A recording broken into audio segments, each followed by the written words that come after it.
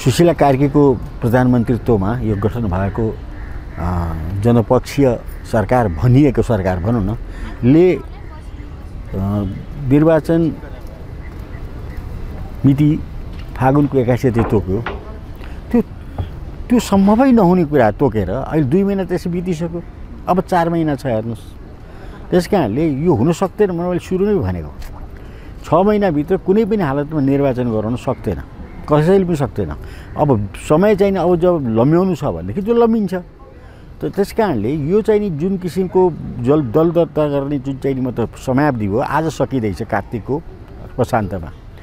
तर यो बिचमा कस्तो किसिमको दल आउनु पर्ने हो त्यो चाहिँ अपेक्षाकृत चाहिँ दल आएको देखिनँ मैले चाहिँ देखिनँ। उही पुरानै दल, उही एमाले, उही झाले, अब नेपाली काङ्ग्रेस कम्युनिस्ट पार्टी भएर आयो नयाँ नाउँ लिएर भारतीय कम्युनिस्ट पार्टीको चाहिँ प्रभावबाट।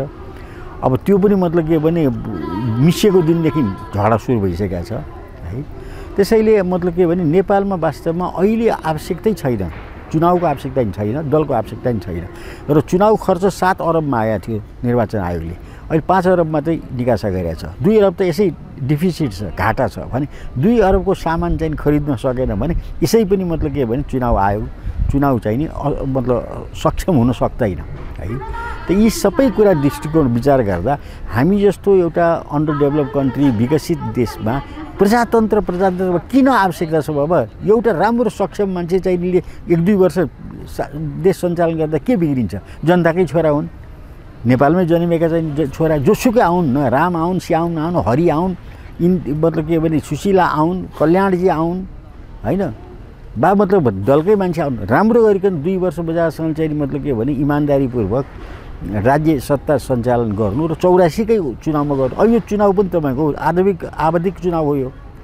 यो चुनावले चाहिँ 84लाई मेट्न सक्दैन। 84मा जुन रेगुलर चुनाव हुनुपर्ने त्यो पनि हुन्छ भने अहिले 7 अरब खर्च अनि 84मा फेरि 8 अरब खर्च। त काम केही छैन।